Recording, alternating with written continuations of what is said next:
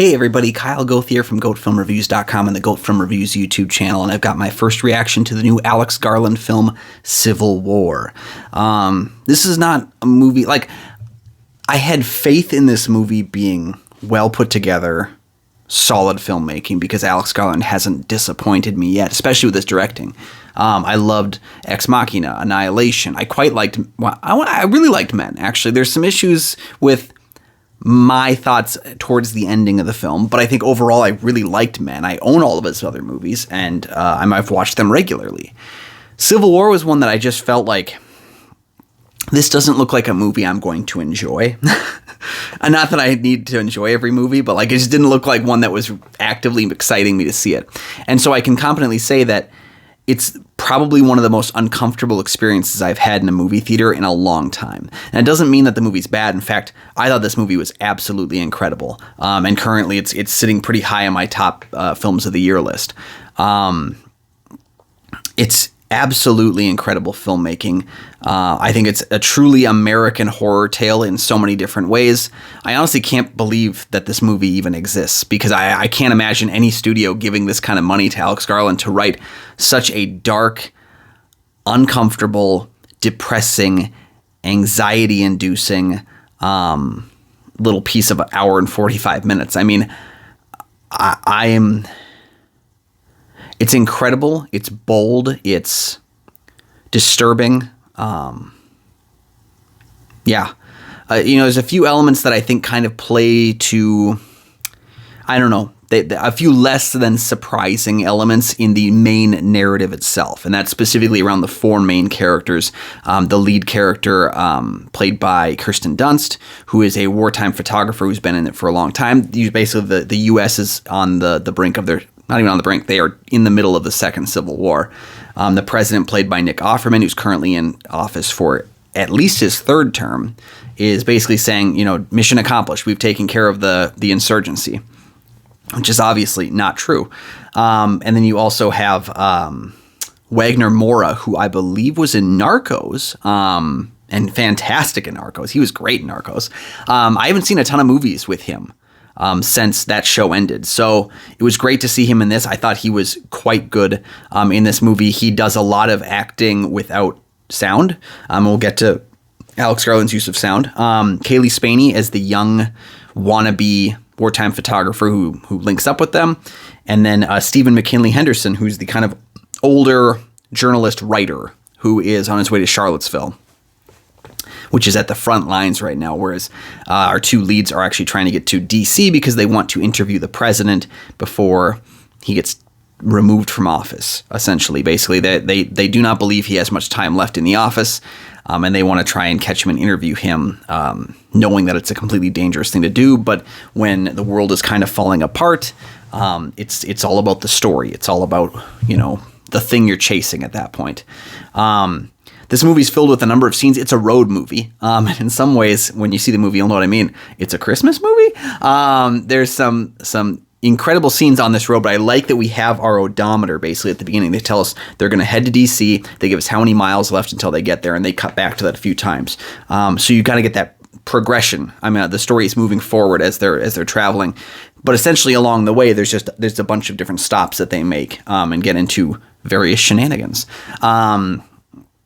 And I think you get to see a lot of different angles from what's going on there. Kaylee Spaney's character is not very good at taking pictures at the beginning because she can't deal with the amount of stress that is involved with it. And so she learns a lot from Kirsten Dunst's character. And I think the performances, across the board, I thought were quite good. Jesse Plemons, who's not even in the movie for that long, but he was in the trailer and he has this iconic line in the trailer. His scenes are just Jesse Plemons can do so much with 5 minutes of screen time. He can be in your movie and fart and turn around and leave, and you'd be like, yeah, guy knows what he's doing. So he's one of the standout characters for a small amount of time. I want to talk about how Alex Garland uses the visual narrative and the auditory narrative, or lack thereof, to tell his story. Visually speaking, there's some striking imagery just in the vistas of what's going on. Just having someone like living in like a normal American hotel and having explosions go off in the background, like that kind of thing is already just, it's a lot to handle. But then you have, moments where they use the wartime photography elements. So you get a lot of freeze frame still images of what they're capturing. And it could come off as rather simplistic storytelling, because when you do that, the camera is basically telling you, here's what you should be looking at. But it works in the sense that it wouldn't work if this wasn't actually the plot of the film. But this is the plot of the movie, is that these are wartime photographers. So he's able to use that camera as a director within the film to guide us to what we should be looking at. Because our eyes are always on what the camera's looking at and who's looking through the lens. So we get two vantage points a lot. He also does really great sound work, especially when he uses the shock of gunfire to really help heighten the tension of the film. But then he also uses a lack of sound, just letting the visual performance itself stand. There's a particular few scenes later in the film where I think Wagner Moura's character is so done. He's so drained of everything because of what he's gone through on this journey that he stands there and he screams. And we don't even hear him scream, we see him. But it's so effective because we can hear the screams in our ears even though we're not actually listening to them. It's those kinds of things that Garland has a complete control over in this film. There's a few narrative issues that I had in terms of I think some directions he takes our core group of characters that I think felt a little easy.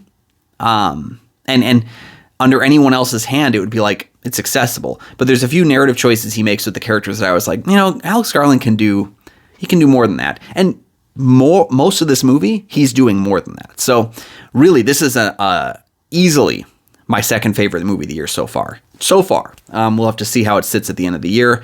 Upon rewatch, I don't know when the next time I'm going to rewatch this movie is, though, because I don't often say this, but it's not a movie I'm looking forward to seeing again. Usually movies I like, regardless of their subject matter, I will easily sit down and watch them again. This one is hard to convince me to watch this again because it is not a comfortable movie. I mean, I think I left the theater with a headache that I didn't have when I walked in. I left the theater with a stomach ache that I didn't have when I walked in. And I get the feeling that being in that theater and witnessing what I witnessed and experiencing what I experienced, that it caused my head to hurt and it caused my stomach to cramp up because I was sitting so tense the entire film. I was like squeezing my body. The other reviewer that was next to me, I think he noticed the fact that I was doing this a lot, and it wasn't because I was bored. It was just that I had to do something with my hands. I covered my mouth a lot and I ran my hands through my hair, and like it was all of my stress triggers, the things that I do when I'm stressed out. But it was tight, everything in there. And I just haven't had a chance to breathe. I feel like I was going to have a panic attack that whole movie. I don't think I've been more uncomfortable in a theatrical experience in a while. Civil War is a incredible movie. One that I can't wholeheartedly tell everyone to see because I don't think it's made for everybody. I don't think this movie is going to work for everybody. I think it might be overwhelming or too much for some people. I saw a couple people leave the theater, in the middle of the movie and just not come back. And this was early on. Like this was when it was just kind of kicking into gear, but I can't fault them for that. It was not an enjoyable experience, but the film was exciting. The narrative was well put together. It was technically very written, technically very well shot. Everything about it just worked really well. I just had a few narrative issues, but other than that, like micro narrative issues and things that, maybe won't bother most people. And they probably wouldn't bother me on a rewatch. Once I've just had time to like step back from the movie. But yeah, Civil War, I can't wholeheartedly recommend it to everybody, but I can definitely recommend it if you know what kind of film you're getting for. So this is a case where I would say, actually a rarity, I would say watch the trailer.